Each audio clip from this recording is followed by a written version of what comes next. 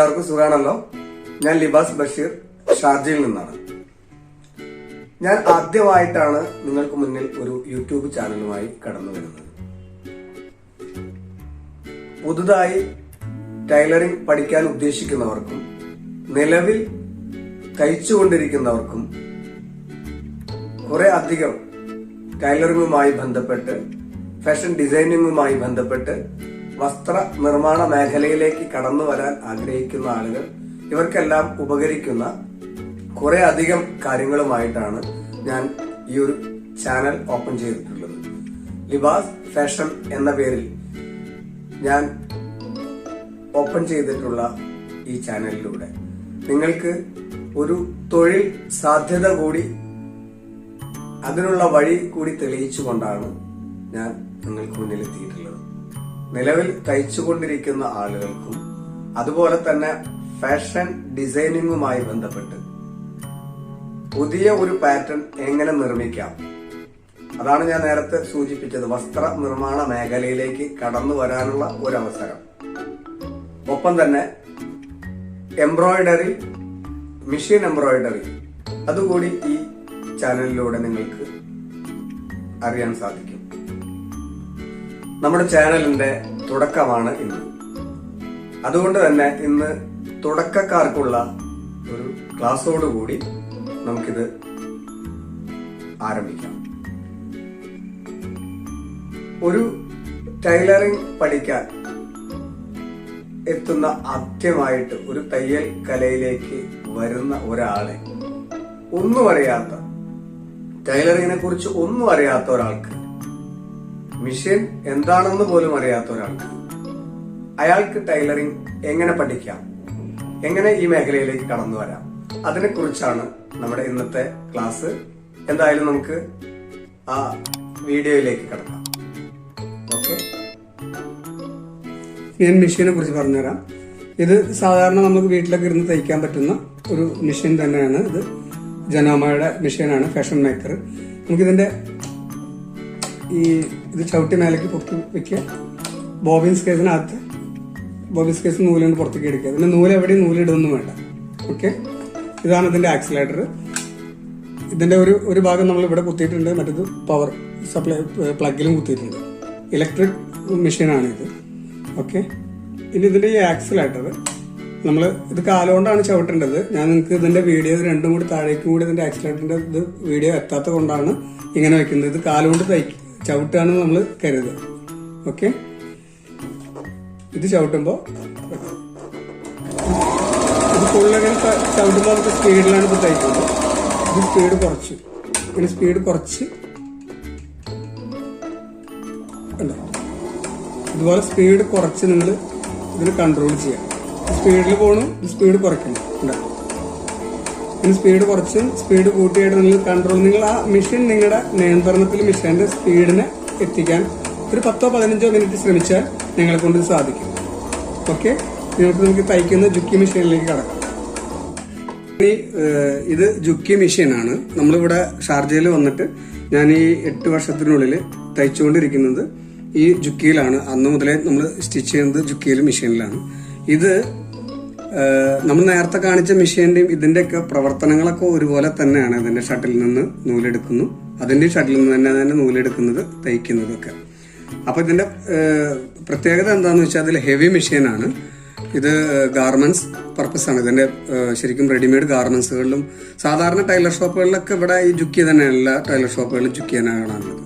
പക്ഷെ ഇത് ഭയങ്കര ഫാസ്റ്റ് ആണ്, വളരെ സ്പീഡിൽ തയ്ക്കാൻ സാധിക്കും. ഫിനിഷിങ്ങും അതുപോലെ ഇതിൽ ഓയിൽ കൊടുക്കണ്ട. ഈ മെഷീനകത്ത് തന്നെ ഇതിന്റെ ടാങ്കിൽ ഓയിൽ ഉണ്ട്. ഓക്കെ, അതൊക്കെ ഞാൻ മെഷീനെ കുറിച്ചുള്ള അടുത്തൊരു വീഡിയോയിൽ എല്ലാ മെഷീനെ കുറിച്ചുള്ള പ്രവർത്തനങ്ങളും അതിന്റെ തൽക്കാലം നിങ്ങൾക്ക് അറിയേണ്ടതായിട്ടുള്ള റിപ്പയറിങ്ങും എല്ലാം ഞാൻ പറഞ്ഞു തരുന്നുണ്ട്. ഇപ്പൊ ഞാൻ മെഷീൻ കൺട്രോൾ ചെയ്യുന്നത് പറഞ്ഞു തരാം. ഓക്കെ, നോക്കാം.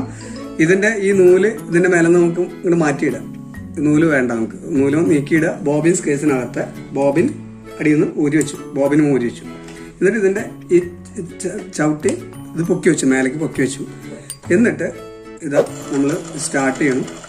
ഓക്കെ, ഇത് സ്പീഡിലാണ്, ഇത് ഫാസ്റ്റാണ്. ഈ മെഷീൻ ഭയങ്കര സ്പീഡിലുള്ള മെഷീനാണ്. ഇതിനെ നമ്മൾ സ്പീഡിലുള്ള മെഷീനെ നമ്മൾ കൺട്രോൾ ചെയ്ത് കൊണ്ടുവരുന്നു. നമുക്ക് മെല്ലെ മെല്ലെ മെല്ലെ നമ്മൾ ആക്സിലേറ്റർ കുറച്ച് കൊണ്ടുവന്നിട്ട് ഇതിനെ സിംഗിൾ സ്റ്റിച്ച് അടിക്കാവുന്ന ഒരു കണ്ടീഷൻ വരെ നമുക്ക് എത്തിക്കാൻ പറ്റും. നോക്കി, ഇത് നമുക്ക് എണ്ണിയിടാവുന്ന കണ്ടീഷനാണ്. ഇപ്പോൾ 1, 2, 3, 4 അങ്ങനെ വളരെ കുറഞ്ഞ സ്പീഡിലേക്ക് നമ്മൾ നിയന്ത്രിച്ചു. ഈ മെഷീനെ നിയന്ത്രിക്കലാണ് നമ്മൾ ആദ്യമായിട്ട് നിങ്ങൾ ചെയ്യേണ്ടത്. മെഷീനെ നിയന്ത്രിക്കലാണ്. നോക്കൂ, ഇത്രയും ഫാസ്റ്റായിട്ട് മെഷീനിൽ ഞാൻ നിയന്ത്രിച്ച് കൊണ്ടുവന്നുകൊണ്ട.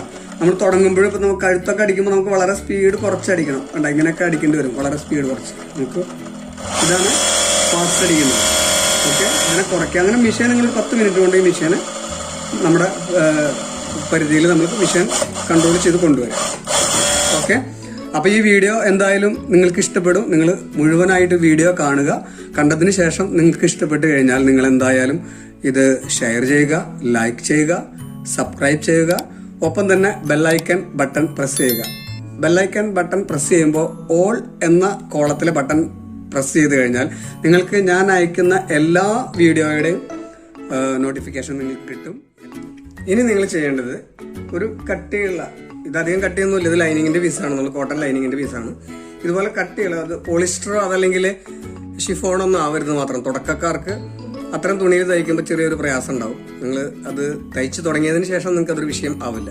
ഒരു കോട്ടൺ തുണി കഷ്ണം എടുത്ത് നമ്മൾ വെറുതെ ഇങ്ങനെ ഒരു ഇത്രയും വീതിയിൽ മടക്കുക. ഒരു 3 ഇഞ്ചൊക്കെ വീതിയിൽ മടക്കി വയ്ക്കുക.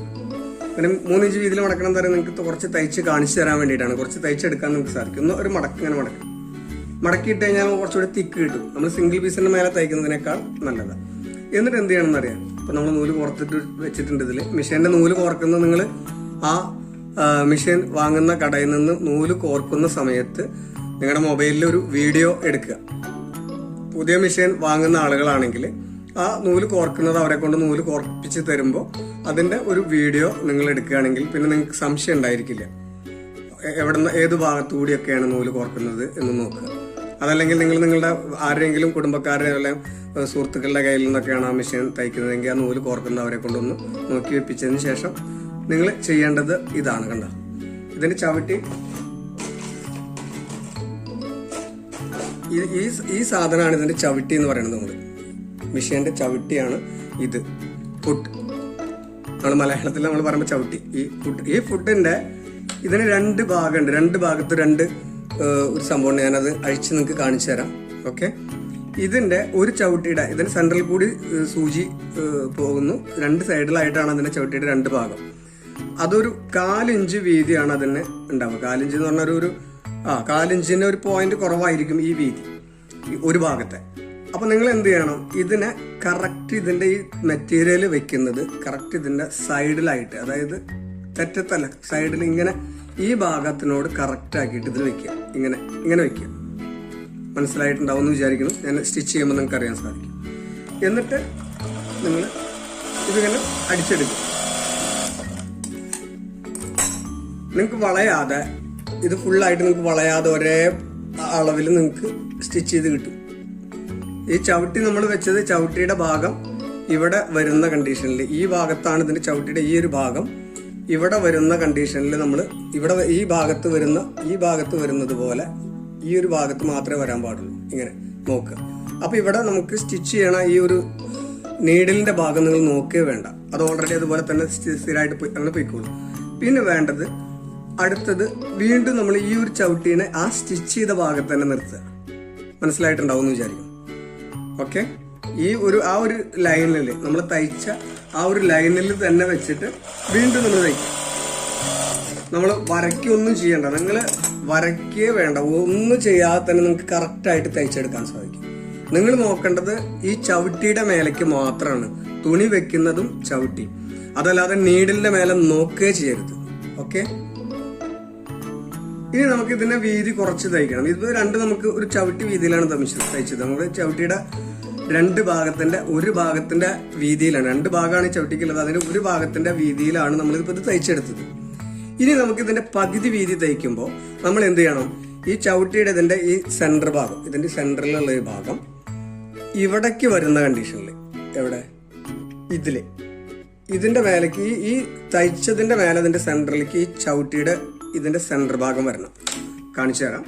നോക്കൂ, ഇങ്ങനെ വെച്ചിട്ട് നമ്മൾ തയ്ച്ചാൽ ആ സെന്ററിലേക്ക് മാത്രം നിങ്ങൾ നോക്കണ്ടോ. ഈ ലൈനിലേക്കും അതുപോലെ തന്നെ ഈ ചവിട്ടിയുടെ സെന്ററിലേക്കും ഈ ലൈനിലേക്കും മാത്രം നോക്കുക, നീഡിലിന്റെ മേലേക്ക് നോക്കുക വേണ്ട.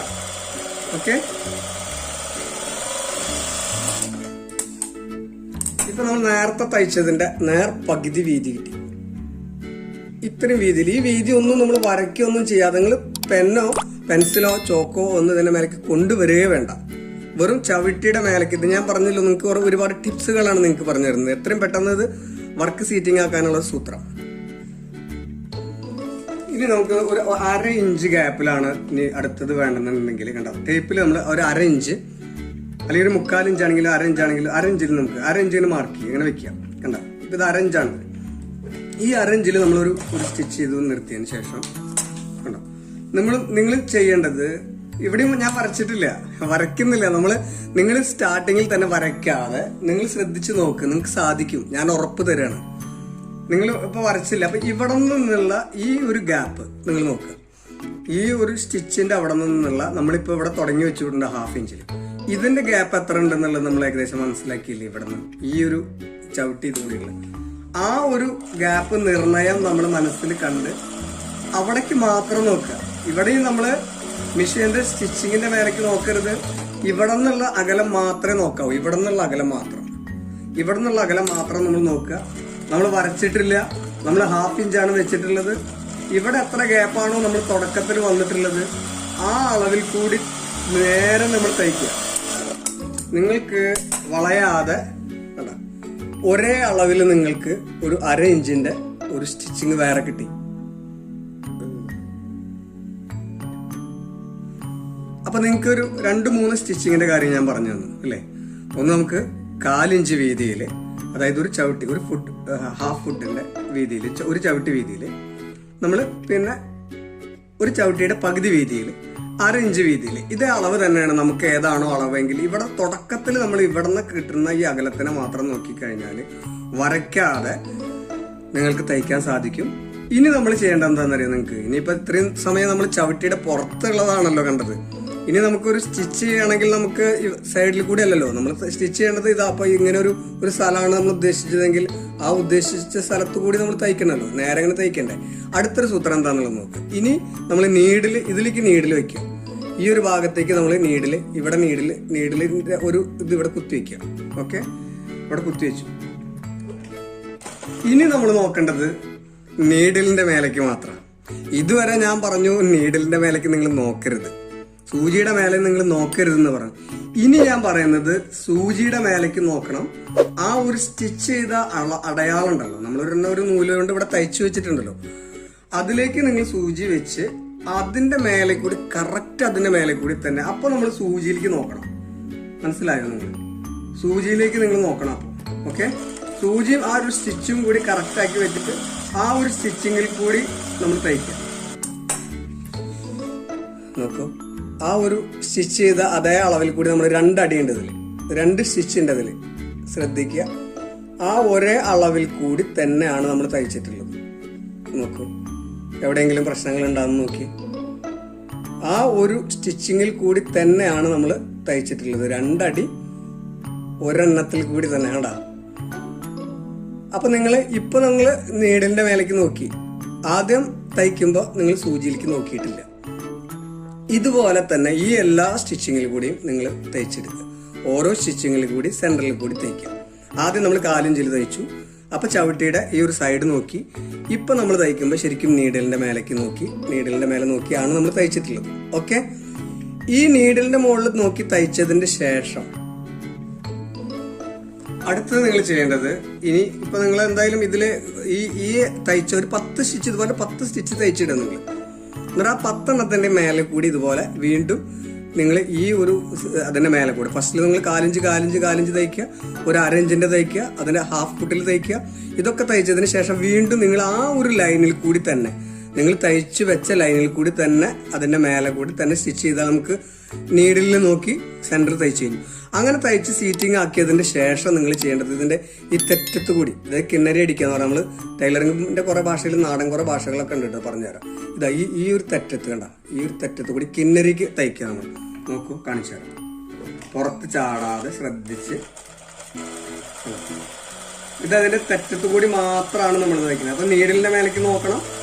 ഇപ്പൊ നമ്മൾ നീഡിലിന്റെ മേലേക്ക് നോക്കണം, ആ തുണിയുടെ തെറ്റഭാഗം നോക്കണം. അങ്ങനെ നമ്മൾ നോക്കിയിട്ട് അതിന്റെ തെറ്റത്ത് കൂടി മാത്രമാണ് നമ്മൾ തയ്ക്കുന്നത്. ഓക്കെ, നമ്മളതിന്റെ തെറ്റത്ത് കൂടി തയ്ച്ചു, കണ്ടോ? അപ്പൊ നിങ്ങൾ ആദ്യം ചവിട്ടി വീതിയിൽ നിന്ന് തയ്ച്ചതിന് ശേഷം മാത്രമാണ് നിങ്ങൾ നീഡിലിന്റെ മേലിൽ നിന്ന് തയ്ക്കുന്നതും അതുപോലെ ഈ തെറ്റത്തേക്ക് തയ്ക്കുന്നതും. ആദ്യം നമ്മൾ ചവിട്ടി വീതിയിൽ തയ്ച്ച് സീറ്റിംഗ് ആക്കുക. ഈ ഒരു വീഡിയോയിൽ കൂടി നിങ്ങളിത് കാണുക, നിങ്ങളിത് ചെയ്യുക. എന്തായാലും നിങ്ങൾക്ക് ഇഷ്ടപ്പെട്ടിട്ടുണ്ടാവും എന്ന് വിചാരിക്കുന്നു.